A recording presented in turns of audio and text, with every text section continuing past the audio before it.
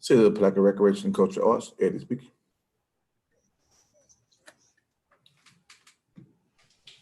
I'm doing fine, Pastor. How you doing? Oh, Yes. yeah. Well, first of all, thank you for calling me back. I definitely glad you reached.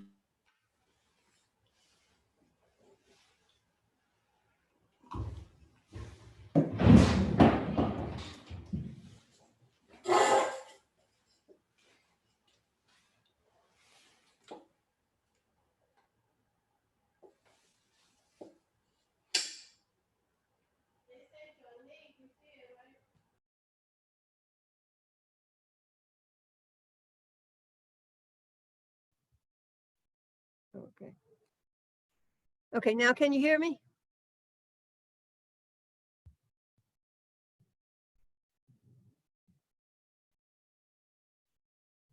Maria, can you hear me? Yes, I can hear you. Okay, Tim. What happened to Larry? Just if you scroll down and look at there's a little arrow, click on that, it'll show more people.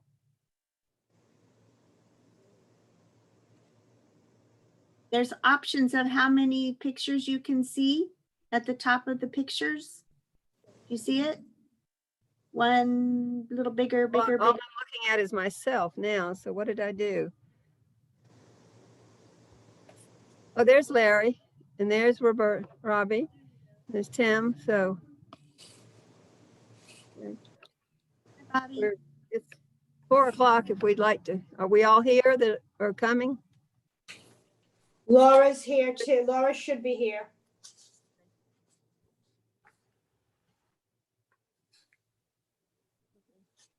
Okay, where's my volume? Here. Can you hear me, Robbie? I hear you. Okay.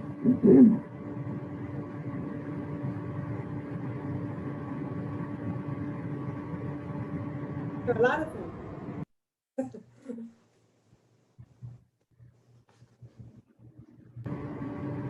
We have 4 members.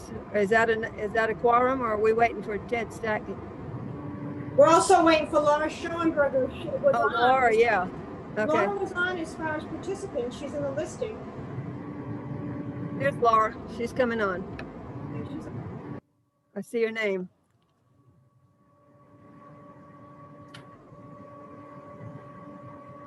I'm new at doing this, so bear with me. Are you going to call the meeting to order, Linda, or am I going to Yes, call? I was waiting for Laura. Okay, I didn't know if I was doing it and then recusing myself. Yeah, no, they said you were recusing. Yeah. Yeah, I know that. I know that. Yeah. So anyway, I'd like call the meeting to order. I guess we have. I don't see Laura's picture. I don't know whether she's here. Well, she could have stopped the video, so her photo might not be there. That's her choice. Okay, call the meeting to order. I'm waiting on Sunny to do the roll call. We're running around here crazy.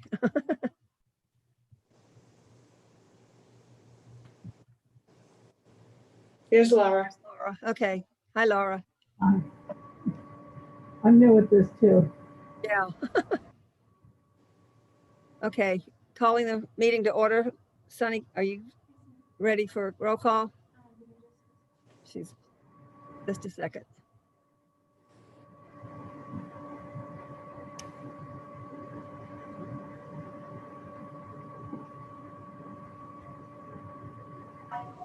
Meeting's called to order. We will do roll call.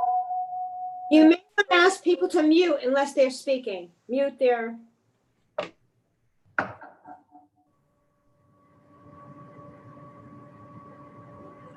And just say present. Roberta Correa.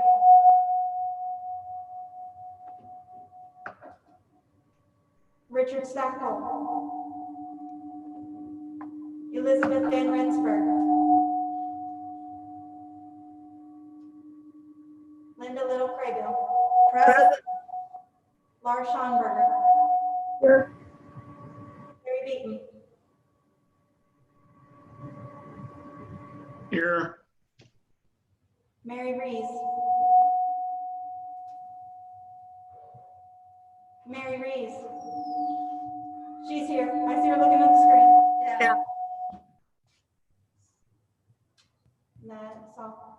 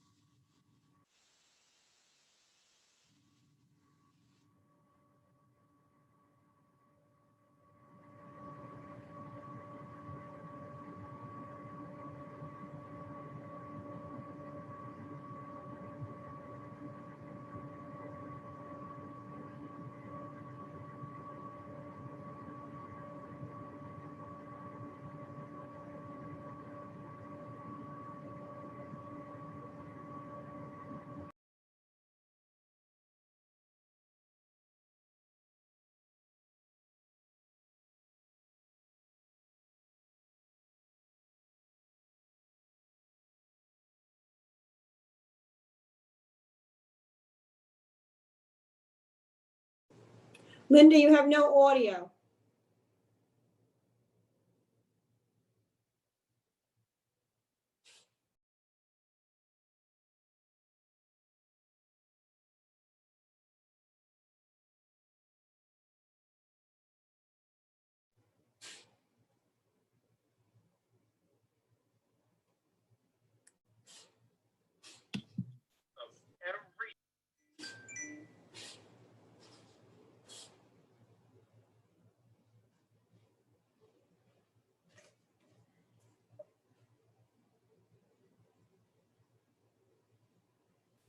Test. Test. Hi, Dean. Can you hear me? I didn't know if I was starting the meeting and turning over the time, so to speak. I didn't know. Okay. And I wasn't going to say a word other than I just thought I had confused. I wasn't, yeah, that's fine. That's fine. I just don't get that much. Yeah, no problem. I'm just going to close down on this. No point in being in the audience. I know, but what's the point? I mean, there really isn't a point. I mean, that's fine. I don't think wasn't intending to participate. I just didn't know that. Okay, that's okay. That's okay. No, I did recuse myself, and I was intending to, like, say, ex parte communication, or recuse myself. That's what I thought when I looked at the agenda. But that's not how we've normally done it, in the past. Okay, that's fine. It's no big deal. It's okay. So I don't know what to say. Yeah, fine. It's over. Robbie, Who is Robbie, Robbie, Yes, I'm not I'm recusing myself due to ex parte communication. So there's really nothing more I can say about it. Okay, you can listen. All right, can everybody hear me now? Larry, can you hear me? Yes. Okay. I've done stuff and I don't know that y'all heard me. I called the roll.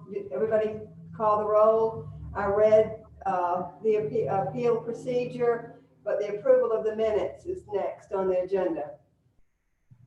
Do I hear a motion to accept the February 6th, 2020 minutes?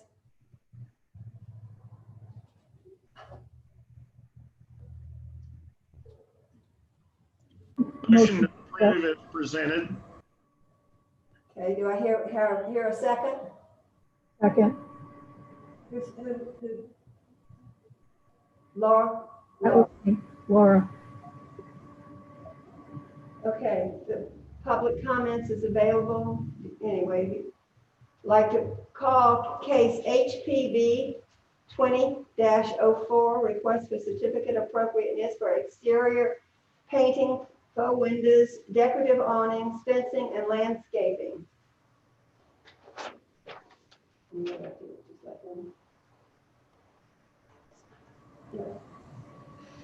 Tim, would you like to present your?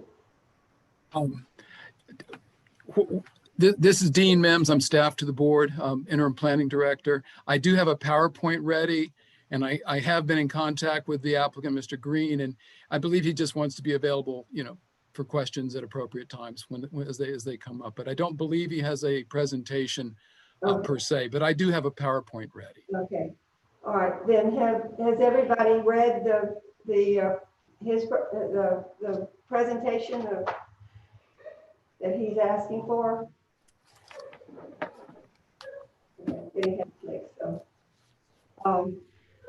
Does the board have any questions or any statements that they want to make about it? Madam Chair, if I may, I was just going to, I thought it might be wise for me to present the PowerPoint. Okay, sure. And I think, could take questions during it or afterwards. It's really the pleasure of the chair and the board, but that's what I was anticipating. That's fine. This is new for me doing this way, and okay. So that sounds great. Thank you. This will be my first Zoom PowerPoint. I'm going to go to share screen and we'll let her rip here. It's not real long. I'll try not and completely tie up your afternoon here. Hopefully I'll cover the material. Okay. Linda, Mr. Green had his hand up while Dean was speaking. Right. So I don't know if he had a question prior to the PowerPoint. Thank you. I wasn't a question on PowerPoint. I was getting a document from my wife and just sort of waving to her there. Oh, okay. I did want to know, I'm sort of the stranger of the group here, and I don't live in Palatka. Would it be okay just to give a quick 2-minute bio of who I am, just so that people can sort of understand my background? That should be appropriate. I think they'd like to hear from you. Okay. For sake of time, I wrote it down so I'm not stumbling over my words. But anyways, I wanted to say first off, thank you to everybody in the Historic Preservation Board for showing up on short notice and hearing my case. My name is Tim Green. I'm the owner of the property at 114 South 3rd Street, formerly the Elks Lodge. My professional background is in the area of biology, business banking, and currently art and antiques. My background in biology is lifelong. I camped and hiked throughout my life in the Appalachians. In the early 1990s, I turned that into a career. I became the senior aviculturist for Walt Disney World for 3 years, caring and breeding endangered birds. And I worked alongside with John Brugan, for those who are familiar with the St. Augustine Alligator Farm. He's the director. My career at Disney opened up the opportunity for me to work in South America, where I became the manager and lead naturalist for an eco-tour company. I worked there for about 4 years in the Amazon. Some of the highlights of my biology degree: I was the first in the world to breed 2 endangered species of birds in captivity. I discovered a new species of frog. and I wrote the conservation plan, which the town of Contamana in Peru used for their preservation, the nature preserve they set up. And when I returned to the US, I did so after I was married. I worked for SunTrust Bank. I took an entry-level position. Within a year, they promoted me to a sales coach with a staff of roughly 40 employees. In the next 3 years, I was recognized 6 times as their top sales coach in the entire corporation. It earned me quite a few promotions. And when I moved to West Palm Beach, I took a position on Palm Beach Island with Citibank as an assistant vice president of their business banking department. So that opportunity granted me great exposure with some of the best business people in the world. So during the recession, the bank position was eliminated. I was a victim of that recession, lost my home. But instead of taking unemployment, I started my own business buying and selling art and antiques. And I've done that for roughly 10 years. And in that 10 years, I've gained some recognition with Lark Mason, who, if you watch PBS Antique Roadshow, he's a specialist in Asian art. Sell through auction houses with Sotheby's and Christie's. And to date, I've sold a piece that achieved $2.2 million sale amount. So I've had some success with that. So these days, I live at home in Interlaken. I take care of a very large extended family, and I enjoy traveling with my wife and shopping for antiques. So hope that gives a little bit of my background. And with that, I welcome your questions and comments about my application. We'll wait until we see the PowerPoint, and then if the members have questions, then. I'm trying to get to the screen share. Hold on a second. Okay, thank you. Hold on. I think I'm going to enlist a little bit of Millennium support here for just a second. Okay. Maybe you can just pull it up. Hold on. Millennium support. Thank you. Yeah. I hit the wrong button. So. Is this connected? Yeah, we're in. I haven't gone out. So that's it. I did hit share screen. Yes. We're good. Can everybody see the screen? Do you see a PowerPoint slide? I do, yes. Do you, Larry? Tim? Yes. Laura? Mary? All righty. Well, again, I appreciate the introduction from Mr. Green. We've really only spoken on the phone or exchanged emails, and it's good to see a face. And this is what the inside of City Hall looks like for those of you who haven't been here for a while. We've completely redone it under the new management, and I'm just kidding. The background is fun for me. This is the Historic Preservation Board meeting, August 25th. The item before us, other than the approval of the minutes before, is a certificate of appropriateness. It's the 4th for this year right, normed here, for 114 South 3rd Street. It's in the South Historic District. The applicant is Mr. Timothy and Ms. Araceli Green. It has 5 components: exterior painting of the existing 2-story building. That's the old Elks Lodge building. Addition of faux windows to the 1-story building, a 1970s extension to the circa 1940 Elks Lodge building. Decorative awnings on the 1-story building, and proposed fencing of 8 feet in height, wood to be painted white for most of the property, and some landscaping in the front yard. The property, it's nice to be in a town where people really know their way around so well. It's a well-known property. The Elks Lodge fronts on 3rd Street, secondary frontages on Oak Street, and that's the property is highlighted in tan. I was pleased to put this map up. This is a map of our historic districts, and the arrow points to the location. It's right at the north end of the South Historic District, west side of 3rd Street, north side of Oak Street, and it's the mid-block south of on the south side of St. John's Avenue. It does not front on St. John's Avenue. It is yeah. So I wish to thank our board member, Larry Beaton, for sending me, digging up the Sanborn's map. And I'd like to make a correction in the report. I had thought this was because the map was a 1930 Sanborn map, that the Elks home, dead mid-block on the bottom there at 114, same address. That was a paste in as Sanborn Insurance corrected its maps over time, updated its maps, they would paste in the newer building. So I believe the update was in 41, but it shows the 1940 building.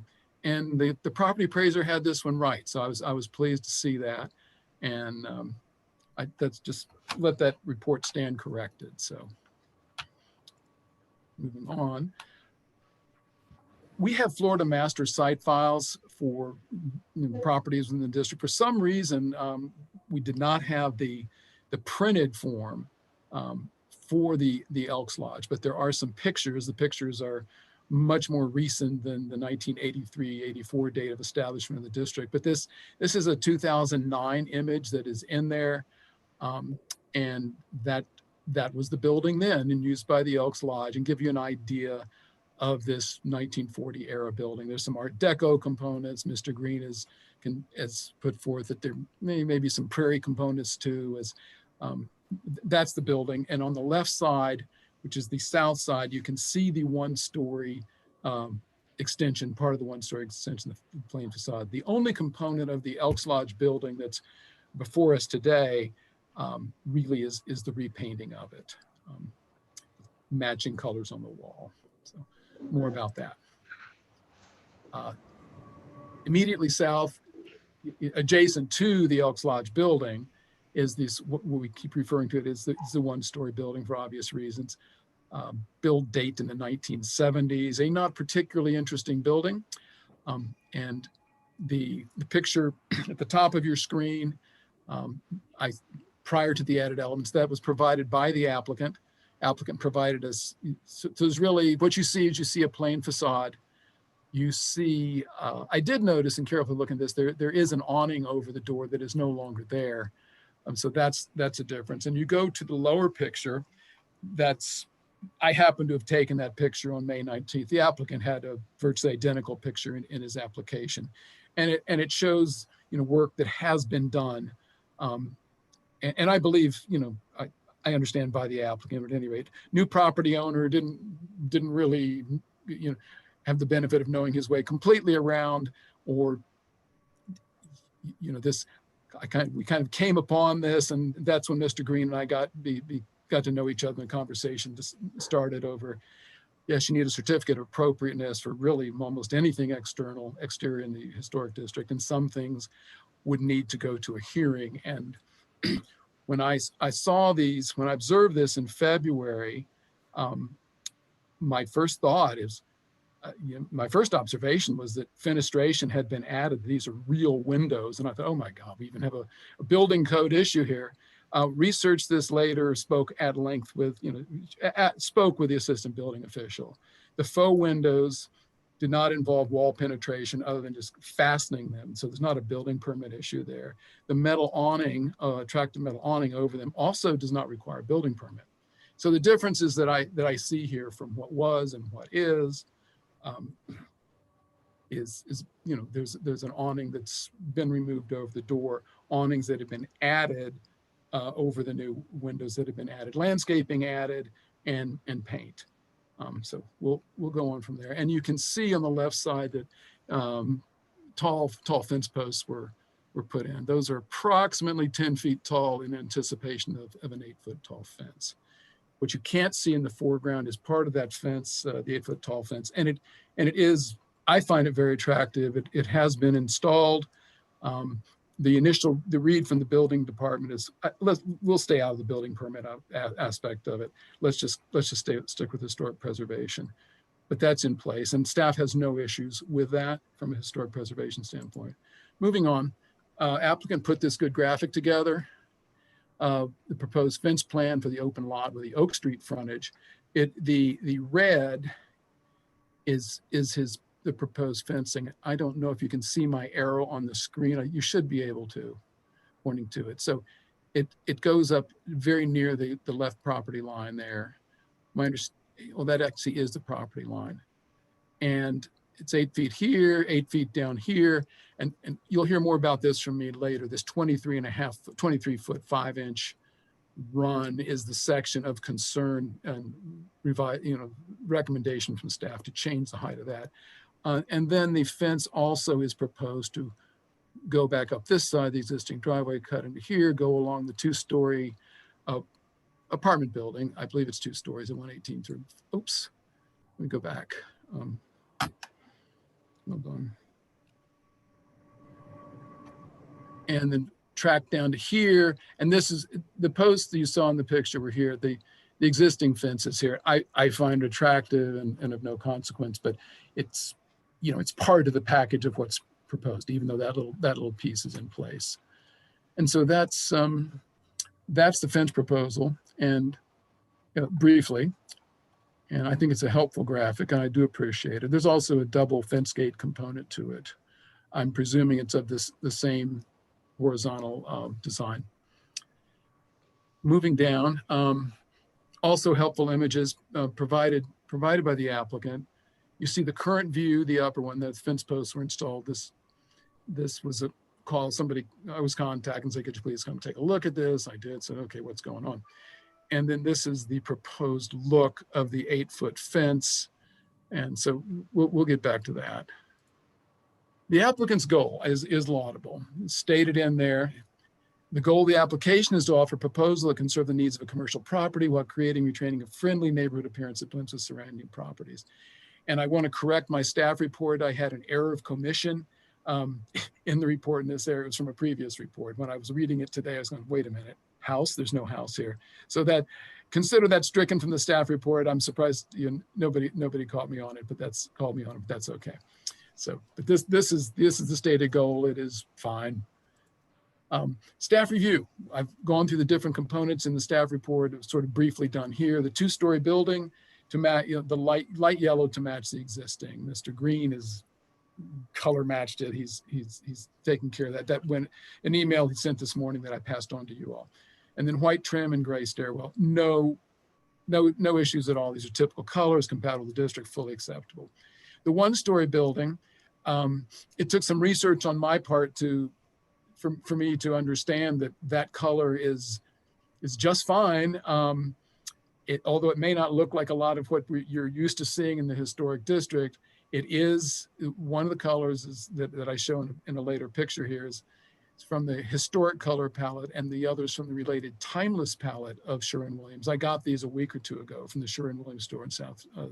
Owner was very gracious, spent some time with me, and I said, this is the situation. And I went straight on over to the property and just put them up against the wall and took a picture. And I think it's spot on. Those are acceptable colors. And also a board member was gracious enough to loan me a 1930s page from the Saturday Evening Post. And it's in the staff report. And it shows colors that really look, very compatible. Quite a few greens in there, really. So Mr. Green's green is spot on. So here you go.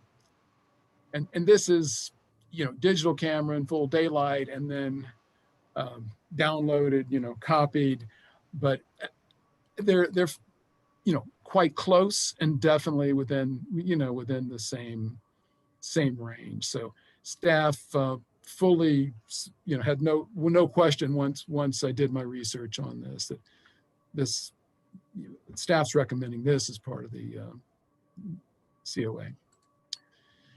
More in staff review. The faux windows and decorative awnings, may be a bit difficult to say with absolute certainty what that style is, but I think Mr. Green has put something that's aesthetically pleasing, an improvement over what's there, and I think it can be, successfully argued that it blends with the styles of the certainly of the adjacent building. It's not incompatible with the district.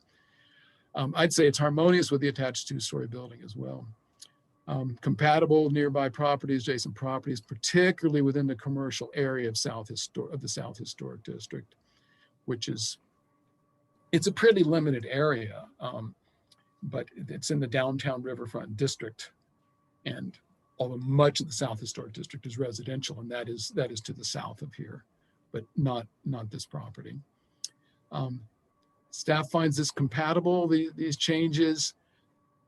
That's for the board's consideration, but I'm supporting the applicant's, what he's got here. I have made a suggestion, and it's not a recommendation per se. It's just a suggestion that the applicant may wish to consider replacing the previously existing awning above the door with an awning similar to the above faux windows. I think it would work in terms of the rhythm of the facade and the look. I also think it would provide weather protection. So it'd be a practical measure for people entering and leaving the building. Landscaping, no historic issues there, commendable addition. Now, the wooden fence, I think that's considered, Mr. Green considers that that's a critical component. This is one we've discussed. It is 8 feet high, and as I mentioned, it's to surround much of the area of the property, particularly extending to Oak Street. I find it's an attractive horizontal plank design. I did show some pictures from the 1950s from a book they're similar. And I think it's a nice design, fully compatible with incorporating prairie style Art Deco design principles. And looks fine as wood, and he's proposing it as white, no issues from staff's perspective. But one component I do believe needs revision. Along the frontage along Oak Street, that is a pedestrian area in your historic district. It's just 1 block south of the commercial district. And it's not what most places would allow. Our fence regulations are pretty thin.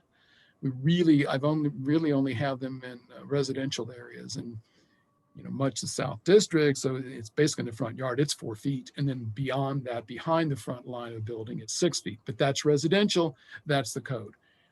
I do think it's within your purview to review this, regardless, it is part of the district. And so I find that I've tried to make the case that it is excessive, and a few considerations. It is, although it's secondary frontage, and it's not quite an arbitrary designation. It's a fairly large parcel, and it is a street frontage. People do walk, and as Palatka becomes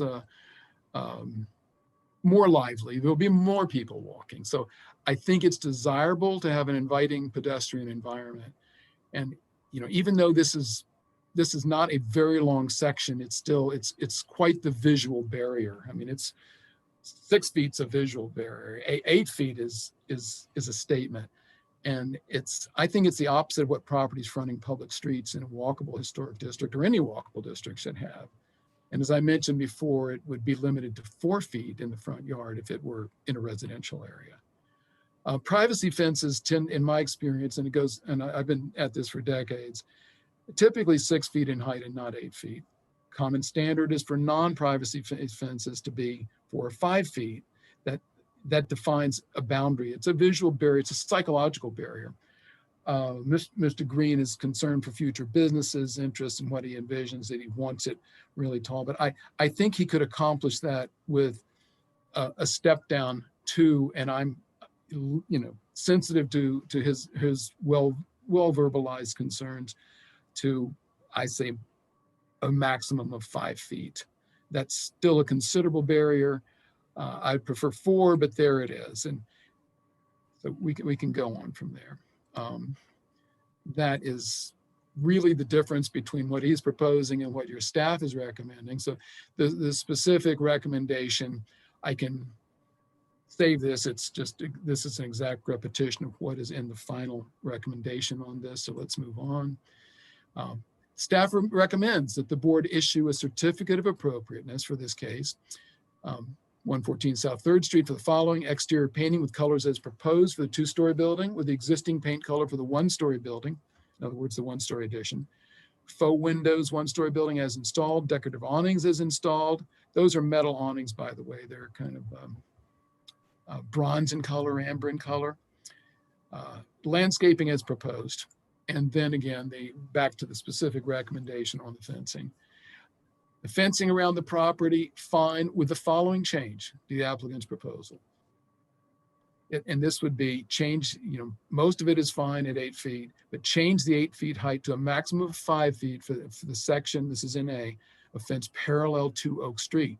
Recommended transition along the side property lines, they're perpendicular to that, would be by incrementally stepping down, steps from 8 feet to 7 feet to 6 feet to 5, et cetera, and to the 23.5 foot span that faces Oak Street. Acceptable alternative would be a gradually sloping straight line rather than incremental steps.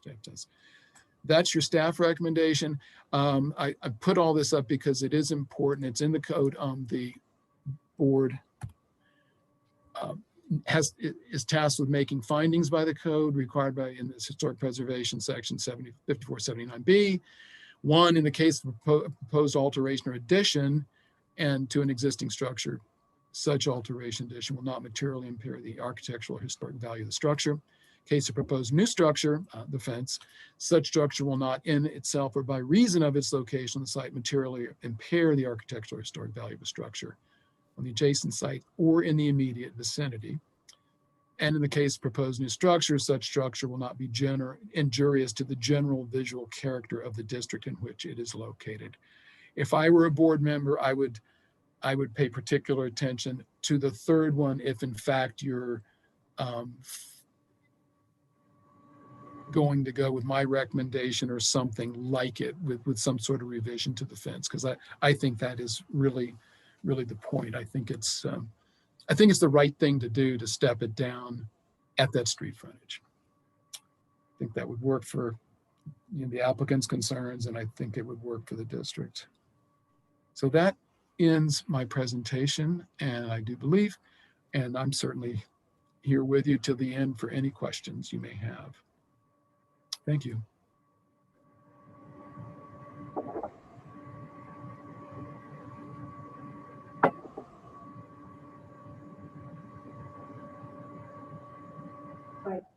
I see that we have some citizens that have logged on, or do they have any comments?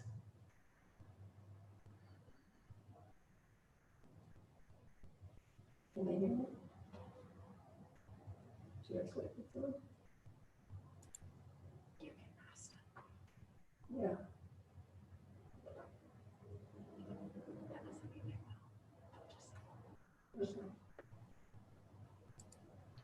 Madam Chair, I had a few questions. If you did, do you have some citizens that wish to comment? It says here, but we're asking them to unmute, Oh, okay. and they don't seem to be, I don't know whether they're not listening or.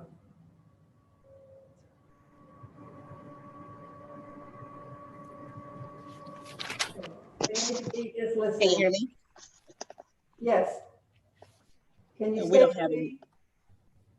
This is Code Officer Jackson with the City of Palatka. No questions. No.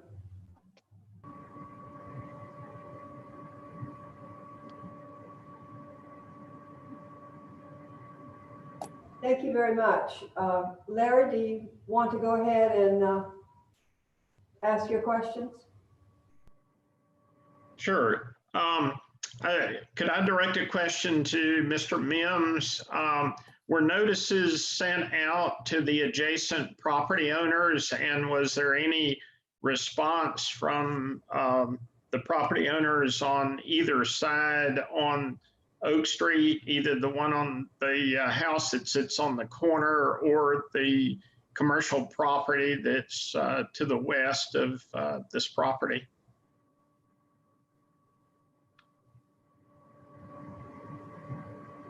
Mr. Mims, you're muted. Am I unmuted now? Yes, sir. Good. Yes, notices were sent out per code, 150 feet, I think it was, I believe 15 days in advance. We advertised in the newspapers similarly as we had to for a specially called meeting. It wasn't a normal date. And we posted the property both on the 3rd Street frontage and the Oak Street frontage. Okay. All right. Thank And you. the rest of your question, I've gotten not one call. Okay. Okay. Very Nothing good. in writing. We've received nothing to the best of my knowledge.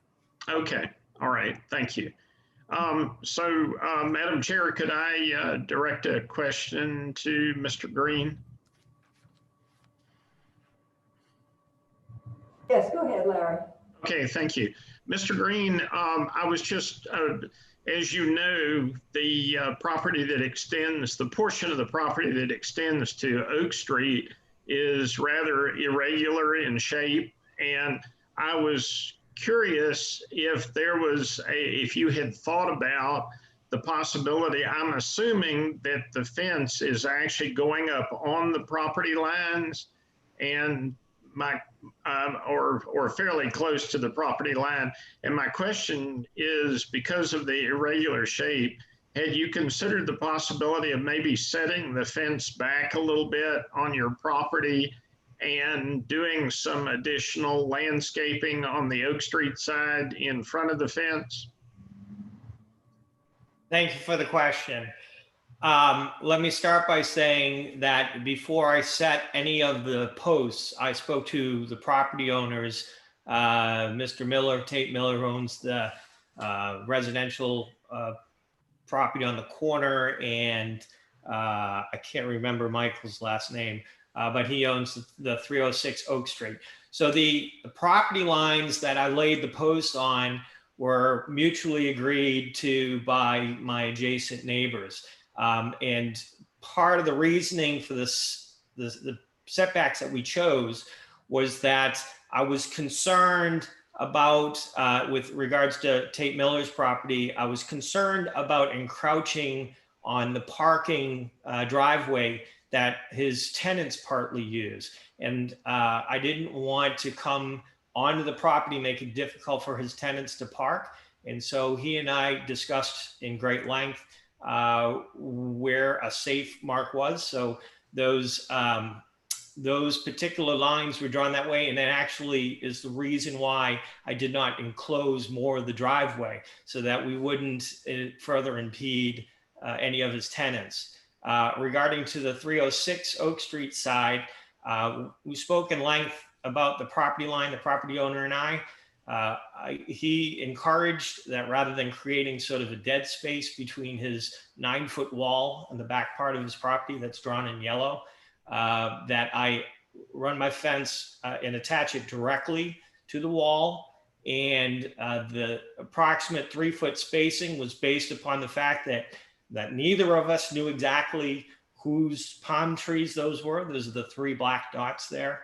And we didn't want to encroach on their root system. So I wanted to maximize as much space enclosed in my fenced area without creating a problem for those palm trees.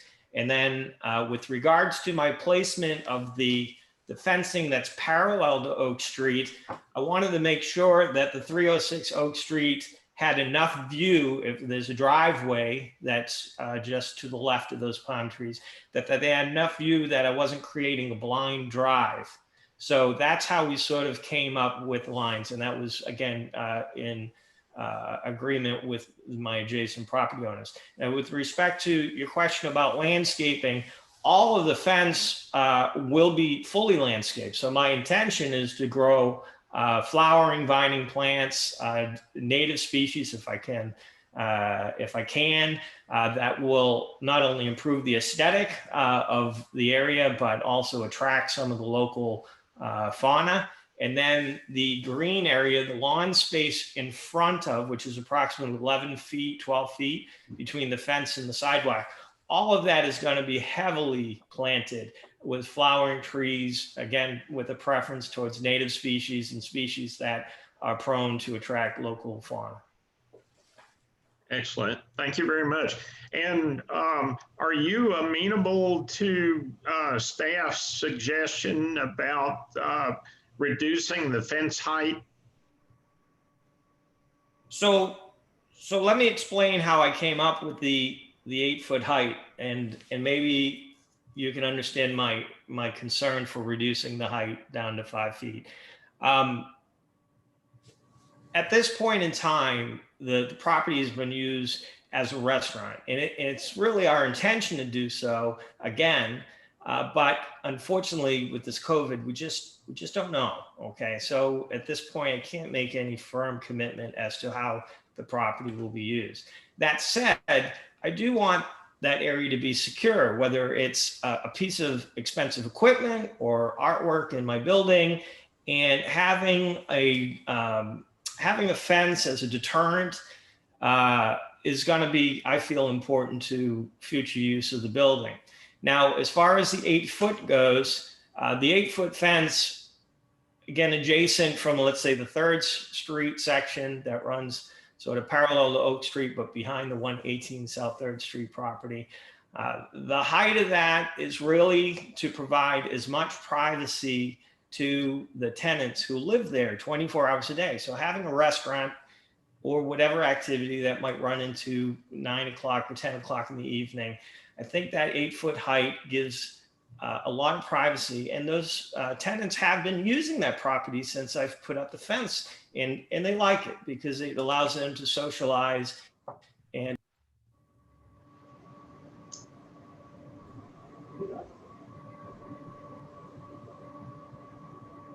I think we may have lost Mr. Green.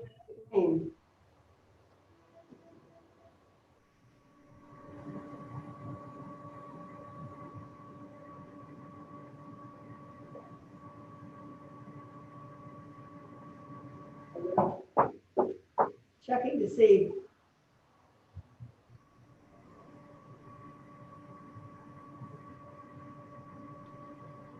While we're waiting, Linda, it looks like that Elizabeth Van Rensburg has joined us. Yes, I just noticed that Sunny just mentioned that she had joined. So I don't know how to bring her up.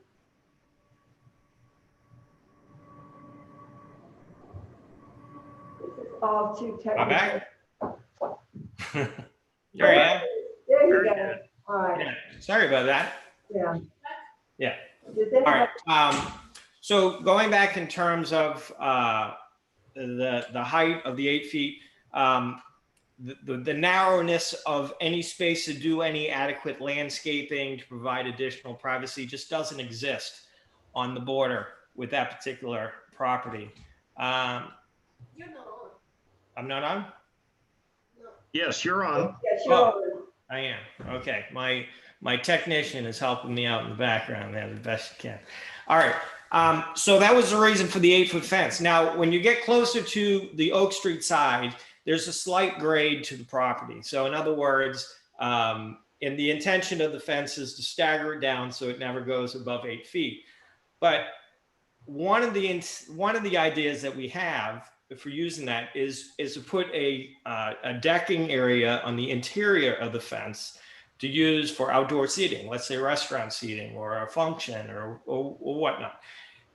In order to keep it level with what is roughly 25 feet further in, we're gonna have a grade of about a foot and a half. So if you're at a 5-foot fence at the closest point to the sidewalk, if the levelness of the interior decking reduces the interior height of the fence to, let's say, 4 feet, it doesn't really offer a lot of privacy for someone who, let's say, wants to have a private meeting in an outdoor setting on that. So a 6-foot fence would give you about 5-foot privacy, an 8-foot fence, maybe 6 to 7 feet. And in terms of the differences for me, again, maybe a 6-foot fence would work if I have the time to cultivate some thicker hedging and privacy and so forth.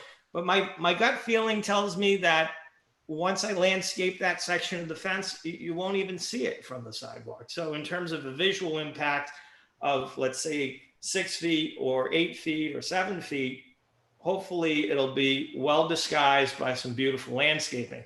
But 5 feet seems to me an easy enough height for someone to jump over the fence and perhaps take some equipment or supplies or just trespass. And I have concerns about that. I would like to turn the gavel over to Larry because I have a question and I think maybe that's appropriate to do. Larry, would you accept that? Okay. Question? Yes, ma'am. All right. I'll take your virtual gavel. Okay, thank you. There you go. Mr. Green, something came up in my mind as I read this, and wondered if you did the 5 foot on just that portion there, that you could not make it 8 feet by adding like a lattice to make up the difference. It would make it airy. Yes, you could see in it, but at least it still would give you the privacy and people not climbing over it. It would still give you 8 feet, but openness. And I don't know whether that's something that the board would consider or you would consider. Thank you. Actually, that was something that it came up in discussion and speaking with Mr. Mims. And I kind of felt it's easier to make an 8 foot fence into a 5 foot fence than it is to turn a 5 foot fence into an 8 foot fence. Yeah, you could probably put some trellising on there, but it's going to look after the fact. And the cost of the fence is not small. It's a pretty expensive design because it's finished on the inside and the outside. And I'm not objecting to the idea that if visually 8 feet, once it's landscaped, is still doesn't carry the right aesthetic. I'm very in tune with the aesthetics of how it turns out. But again, it's not impossible. I just haven't invested the time to try and figure out a way of making the lattice look. I mean, if you're talking about sort of the crisscrossy lattice, it just doesn't speak of the sort of Art Deco design of the property. And so it's going to take a whole nother concept to make that design work. Does anybody else have any comments about that? Laura, Mary? I'll return the gavel to you, Linda. Okay, thank you. Anyway. Okay, Linda, I did have one other question, and I'm not sure if Mr. Mims or Mr. Green could answer this for me, but the single-story building that that's part of this proposal that we're talking about approving as part of this motion, are those windows and awnings actually going to be visible from the Oak Street side if you go with either a 6 foot or an 8 foot fence? I can answer that. The windows, the faux windows that's in the proposal face only 3rd Street. There are no proposed windows facing Oak Street. Okay, are they going to be visible because of the fence from if you were walking along or driving along Oak Street? Are you actually going to be able to see them because of the fence? Okay, no, but you can't see them without the fence. You can't see the front of the 1-story addition from Oak Street. Okay. So I guess the only reason I'm making that point, I'm not sure that the modifications that you've made to the 1-story building are as significant as what's actually visible from the Oak Street side, which I'm assuming is primarily the side that we're kind of focusing on for this discussion. So I'm not sure that some of those issues are as critical as the fencing and the landscaping that's going to be visible for pedestrians and vehicular traffic on Oak Street. Am I reaching the correct assumption? I think you are, and I'll add that that open area of the property has historically, well, I shouldn't even use the term historically. Let's say since the property was used for restaurant purposes, it's been used like a parking lot. And I don't think that the manner of parking cars in a dirt and grass lawn adds to the aesthetic to the historic district either. So yes, I would concur with what you're saying. Okay, all right. Thank you. Well, I guess, Madam Chair, I guess in conclusion about my comments, I would like to see a lower fence and perhaps Mr. Green looking at some additional security measures like cameras or something inside. Mr. Green, since you haven't dealt with us before, hopefully you're picking up on the theme that we try to work with the applicant as much as possible to come to a resolution rather than just doing a yay or a nay on these resolutions, because we certainly appreciate you becoming a property owner in the city of Palatka, number one, and number two, you spending the money to make this site look better than it currently looked. So we applaud your efforts, and we don't want to discourage you from what you're doing. We just want to make sure that it's going to be suitable for the historic district, since it falls within the South Historic District of Palatka, and that people who are traveling through the neighborhood, maybe looking at other residences or some of the churches that are in the area, whatever, that it blends in with that look, and it doesn't stick out, I guess, would be like a sore thumb, that it's not something that doesn't blend in. So I would be more comfortable with a lower fence, but I just don't know how the other board members feel. Thank you, Madam Chair. Thank you, Larry. Any comments from any of the other members? Do you have a preference for it being 8 foot or lowering it to 5 feet? Mary? No? Oh, just a minute. Okay. I'm a little slow at this stuff. I agree with Larry's comments. Hopefully this will be agreeable with Mr. Green. An 8 foot high fence just seems so isolating to me, especially when it's down in the historic district. I just don't think it's appropriate. Hopefully between landscaping or whatever, that a lower fence would still be able to adequately solve his issues, as well as aesthetically look nice down in that area. That's all I have to say. Thank you, Mary. What about you, Laura? Well, I'm thinking that with the landscaping, that will solve the problem of it being slightly lower than the 8 feet. Any other discussions or comments? Do I hear a motion toward one way or the other? I just figured out how to unmute myself, and I agree with what everyone is saying. Oh, thank you, Elizabeth. I'm sorry, I didn't mean to forget you, but I don't have a picture of you up, so. So, Madam Chair, could I direct a question to Mr. Mims? Yes. Okay, Mr. Mims, so I'm not sure that Mr. Green has totally bought into our idea of a lower fence. So how would you like to proceed with this motion? I certainly, as a single board member, I certainly would not like to see the motion fail because of the fence, but maybe Mr. Green wants to make some additional comment that he would be receptive to a lower fence, or if not, maybe we could break this out that we would approve everything except for the fencing, and then you try to negotiate with him about how to proceed with that.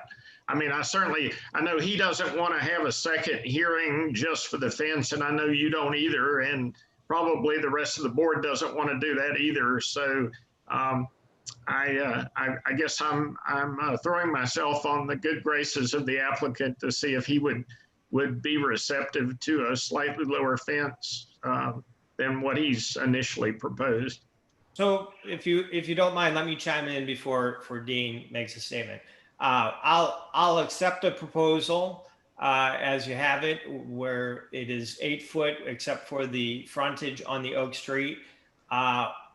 Once I plant the area and you see to the degree of what I hope to landscape it, I would like the opportunity. There are other changes down the road I hope to make to improve the property that will bring me in front of the board. That at least at that time, you'll see the changes, and whether it was a 5 foot fence or 8 foot fence will do nothing to change the beautiful aesthetic that the passerbyers will see from the street.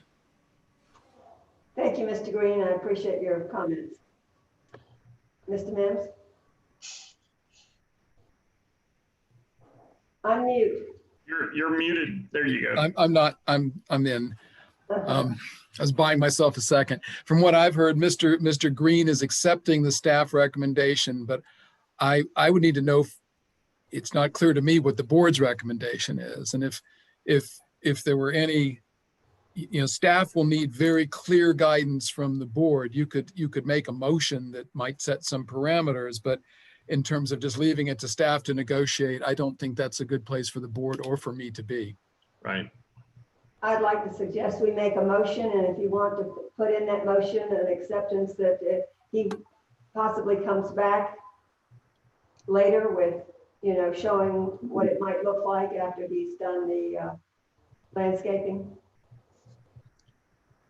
Okay, let me try to craft a motion and see if I can get a second for discussion. So I move that the board accept staff recommendations as presented, and that the portion of the fencing on the Oak Street side be reduced to, Mr. Mims, it was 6 feet was your recommendation. Is that right? 5 feet? 5 feet. Okay, and that the portion. If I may, 5 feet max. Oh, 5 feet max. Okay. Would allow it to go lower. Okay, and that the, with the exception that the recommendation is that the portion of the fencing that is along the Oak Street side not exceed 5 feet. Do I hear a second? Second. Okay, Laura, second. You got to turn your mute off, Mary. So I have a motion. Okay, Mr. Mims? Clarification. I didn't specify, my recommendation was for a step down to get down to the 5 feet. I haven't heard Mr. Green. I think it might be interesting to hear what Mr. Green has to say about that. I recommended steps, for example, foot by foot steps, or perhaps even just a straight, clean Art Moderne line, if you will, or Art Deco line. Mr. Green? Thank you. Yeah, I was reading that, but I thought that was again sort of a recommendation. I didn't know that was part. I mean, again, the wording is semantics.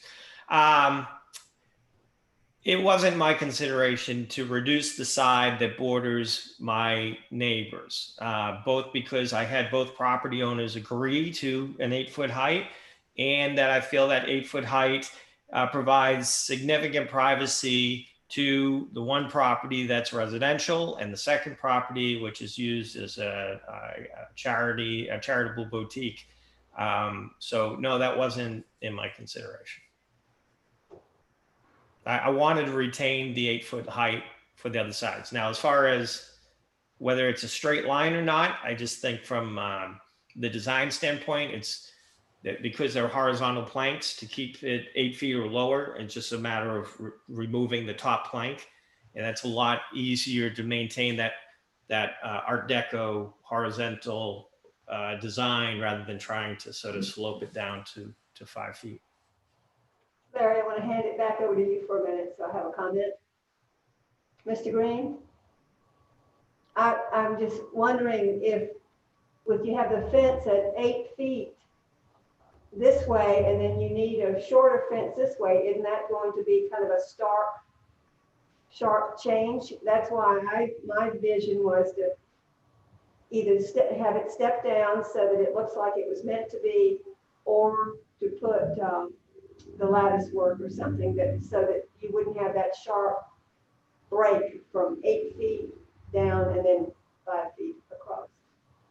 Oh, thank you. Actually, then I agree with you. If you're suggesting is for me to retain the appearance of an 8-foot height, that the frontage of the fence be kept to 5 feet, and then the 3-foot difference be made up of trellis, I'm agreeable to that. Mr. Mims, how do you feel about that? Understand that. I thought the clear recommendation from staff and in the motion was to have the 5 feet be 5 feet maximum along the front. No trellis, it's 5 feet. Okay, I mean, it really should be, well, it's 5 feet. And then to make the transition from the perpendicular 8 feet, not just abrupt right there, but to step up from the 5 feet at I didn't try to specify the horizontal run of that, if you would, of that transition. That was my recommendation. So if that's not the board recommendation, you'll need to restate it and state it clearly for everybody what the recommendation is. okay, well, let me go back. We had a motion, I guess we need to vote on that. Do you want to vote to accept that so that it would have the step, excuse me, the board recommendation of the step down or the slope and the 5 feet as Larry has made and Laura has seconded? Do I hear? Do I need to clarify my motion and then my original motion was to accept staff recommendations for all the elements with the exception of the fencing, and that the fencing on the Oak Street side is not to exceed 5 feet. And then I guess I'll add to that there be a gradual reduction in the height of the fence from the other portions of the fence to achieve the 5 feet maximum on the Oak Street side. I know that sounds a little complicated, but I think that's what I'm trying to say. Okay. Well, we had. Hey, that's what I was trying to say. in my I'm just trying to follow Robert's rule. We had the motion up one way, and I don't know whether if we vote no or on that and then restate another one the way you want to state it now. I think that if I may, Madam Chair, I think the maker of the motion could withdraw the first motion Okay. and just pose the just now he has a new motion. All right. Okay, so I'm sorry to interrupt. I'd like to ask a question since we're going to draw another motion. Is that okay?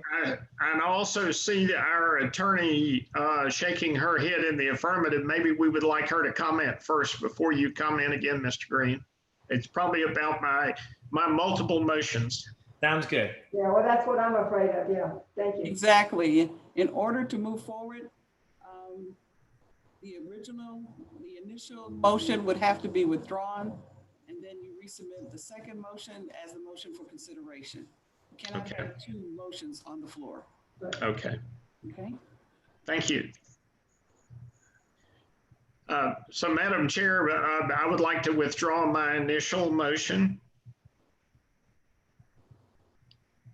Okay.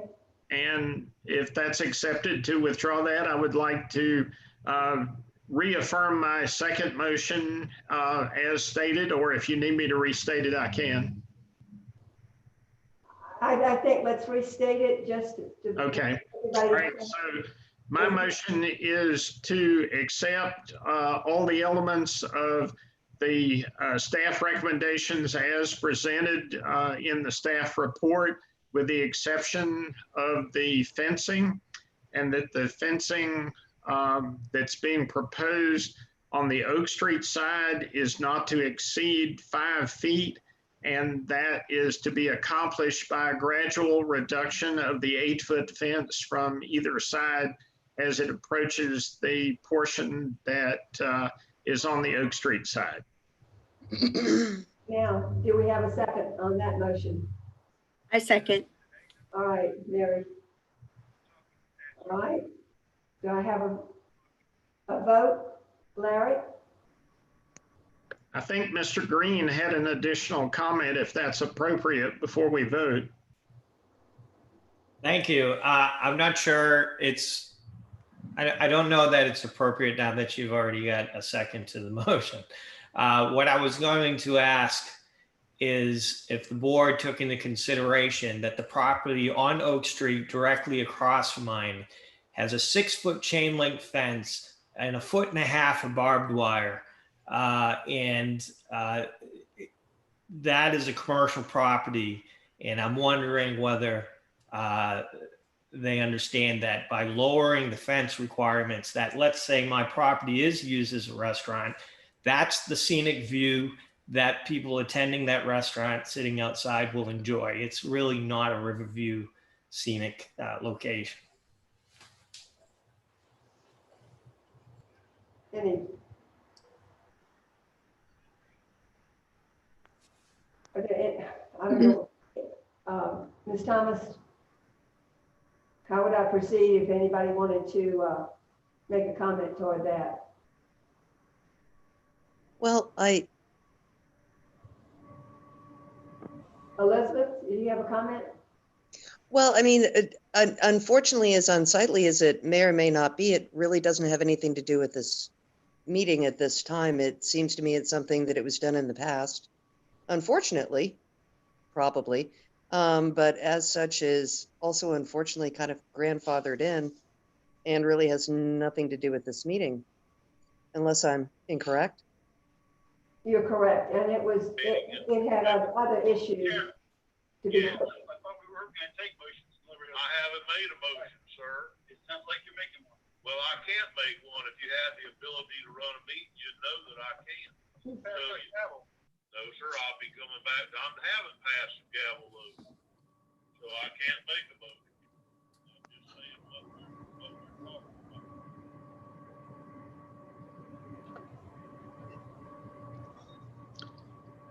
Was that a Zoom issue?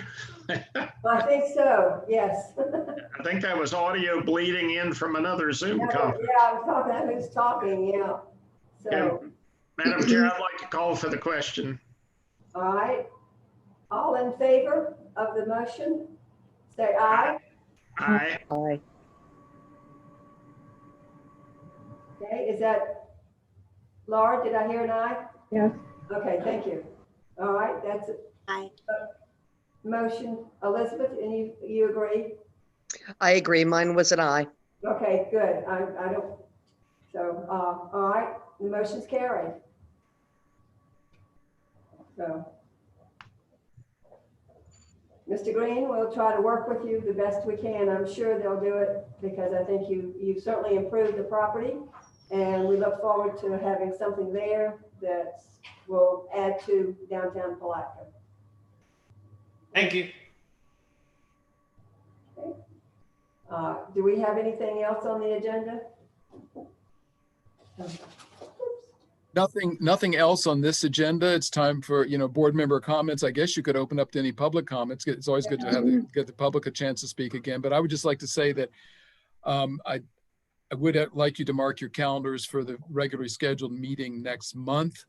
I do believe that we will have a regular item in the South Historic District before us next month. Okay, thank you, Mr. Mims. Does anybody else have any comments? Just to apologize for being so horribly late. I was waiting for an email for a link and I'm new to this and I was panicking because I didn't have a way to link in, but it all got taken care of and apologies. I won't do it again. We're glad you're able to join us. So, Thank you. all right. Well, a motion to adjourn? Motion to adjourn. Do I hear a second? Second. Okay, very good. Okay, Mr. Mims. You're on mute.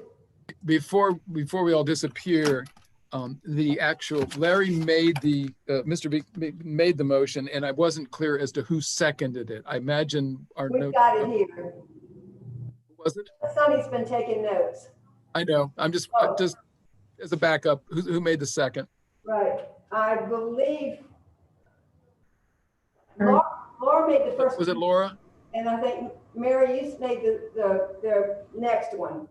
Yeah, Mary made the one that we actually voted on. The one that was approved, the final motion. The motion. Yeah. Thank you. Okay. Helpful.